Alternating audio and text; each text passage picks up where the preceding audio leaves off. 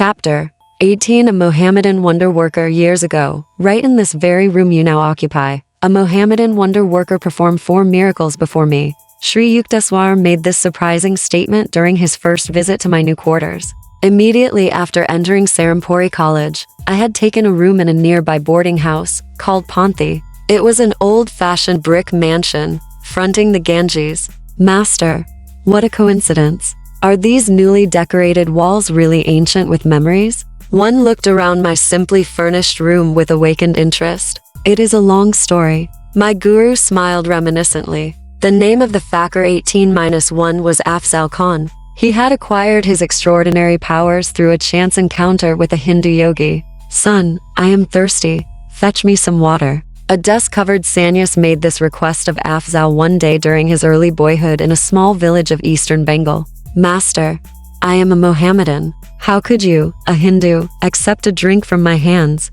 Your truthfulness pleases me, my child. I do not observe the ostracizing rules of ungodly sectarianism. Go, bring me water quickly. Afzal's reverent obedience was rewarded by a loving glance from the yogi. You possess good karma from former lives, he observed solemnly. I am going to teach you a certain yoga method which will give you command over one of the invisible realms. The great powers that will be yours should be exercised for worthy ends. Never employ them selfishly. I perceive, alas, that you have brought over from the past some seeds of destructive tendencies. Do not allow them to sprout by watering them with fresh evil actions. The complexity of your previous karma is such that you must use this life to reconcile your yogic accomplishments with the highest humanitarian goals. After instructing the amazed boy in a complicated technique, the master vanished. Afzal faithfully followed his yoga exercise for 20 years. His miraculous feats began to attract widespread attention. It seems that he was always accompanied by a disembodied spirit, whom he called Hazrat.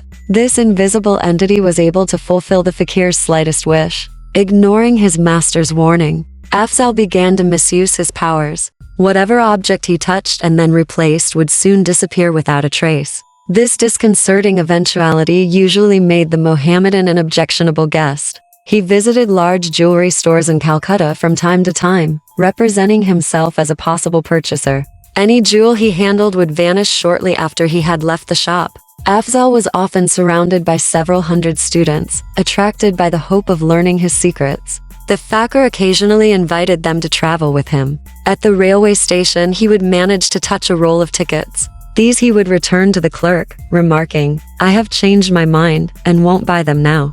But when he boarded the train with his retinue, Afzal would be in possession of the required tickets. 18-2. These exploits created an indignant uproar. Bengali jewelers and ticket sellers were succumbing to nervous breakdowns. The police who sought to arrest Afzal found themselves helpless. The fakir could remove incriminating evidence merely by saying, Hazrat, take this away. Sri Yukteswar rose from his seat and walked to the balcony of my room, which overlooked the Ganges. I followed him, eager to hear more of the baffling Mohammedan raffles.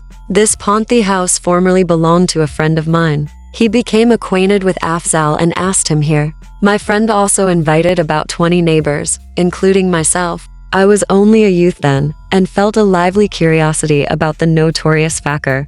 Master laughed. I took the precaution of not wearing anything valuable. Afzal looked me over inquisitively, then remarked, You have powerful hands. Go downstairs to the garden, get a smooth stone and write your name on it with chalk, then throw the stone as far as possible into the Ganges. I obeyed. As soon as the stone had vanished under distant waves, the Mohammedan addressed me again, Fill a pot with Ganges water near the front of this house. After I had returned with a vessel of water, the fakir cried, Hazrat, put the stone in the pot. The stone appeared at once. I pulled it from the vessel and found my signature as legible as when I had written it.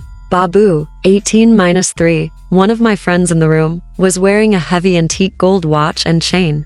The fakir examined them with ominous admiration. Soon they were missing. Afzal, please return my prized heirloom. Babu was nearly in tears. The Mohammedan was stoically silent for a while, then said, You have 500 rupees in an iron safe. Bring them to me, and I will tell you where to locate your timepiece. The distraught Babu left immediately for his home. He came back shortly and handed Afzal the required sum.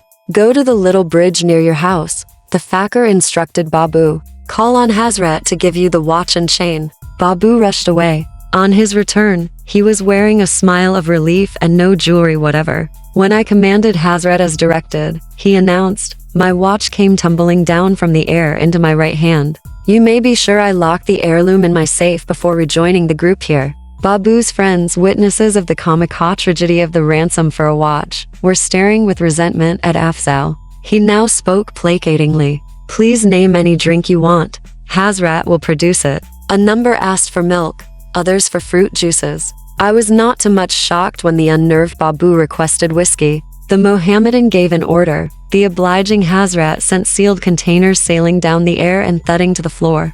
Each man found his desired beverage. The promise of the fourth spectacular feat of the day was doubtless gratifying to our host. Afzal offered to supply an instantaneous lunch. Let us order the most expensive dishes, Babu suggested gloomily. I want an elaborate meal for my 500 rupees. Everything should be served on gold plates. As soon as each man had expressed his preferences, the fakir addressed himself to the inexhaustible Hazrat. A great rattle ensued. Gold platters filled with intricately prepared curries, hot luchis, and many out-of-season fruits landed from nowhere at our feet. All the food was delicious. After feasting for an hour, we started to leave the room. A tremendous noise, as though dishes were being piled up, caused us to turn around. Lo! There was no sign of the glittering plates or the remnants of the meal. Guruji, I interrupted, if Afzal could easily secure such things as gold dishes, why did he covet the property of others? The fakir was not highly developed spiritually, Sri Yukteswar explained. His mastery of a certain yoga technique gave him access to an astral plane where any desire is immediately materialized. Through the agency of an astral being, Hazrat, the Mohammedan could summon the atoms of any object from etheric energy by an act of powerful will. But such astrally produced objects are structurally evanescent. They cannot be long retained. Afzal still yearned for worldly wealth which, though more hardly earned, has a more dependable durability. I laughed. It too, sometimes vanishes most unaccountably. Afzal was not a man of God realization, Master went on. Miracles of a permanent and beneficial nature are performed by true saints because they have attuned themselves to the omnipotent Creator. Afzal was merely an ordinary man, with an extraordinary power of penetrating a subtle realm not usually entered by mortals until death. I understand now, Guruji. The afterworld appears to have some charming features. Master agreed. I never saw Afzal after that day. But a few years later Babu came to my home to show me a newspaper account of the Mohammedan's public confession. From it I learned the facts I have just told you about Afzal's early initiation from a Hindu guru. The gist of the latter part of the published document, as recalled by Sri Yukteswar, was as follows. 1. Afzal-Khan, am writing these words as an act of penance and as a warning to those who seek the possession of miraculous powers. For years I have been misusing the wondrous abilities imparted to me through the grace of God and my Master. I became drunk with egotism, feeling that I was beyond the ordinary laws of morality. My day of reckoning finally arrived. Recently I met an old man on a road outside Calcutta. He limped along painfully, carrying a shining object which looked like gold. I addressed him with greed in my heart. I am Afzal-Khan, the great fakir. What have you there?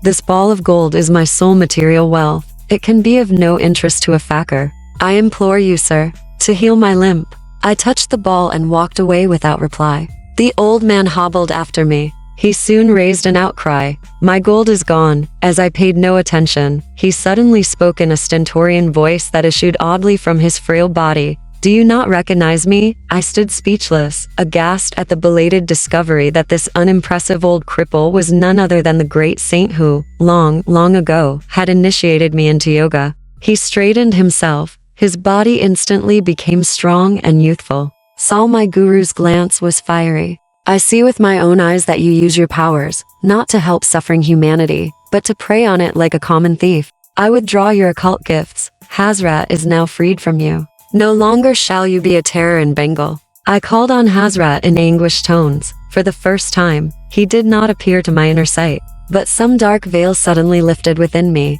I saw clearly the blasphemy of my life. My guru, I thank you for coming to banish my long delusion. I was sobbing at his feet. One promised to forsake my worldly ambitions. I will retire to the mountains for lonely meditation on God, hoping to atone for my evil past. My master regarded me with silent compassion. I feel your sincerity, he said finally. Because of your earlier years of strict obedience, and because of your present repentance, I will grant you one boon. Your other powers are now gone, but whenever food and clothing are needed, you may still call successfully on Hazrat to supply them. Devote yourself wholeheartedly to divine understanding in the mountain solitudes. My guru then vanished.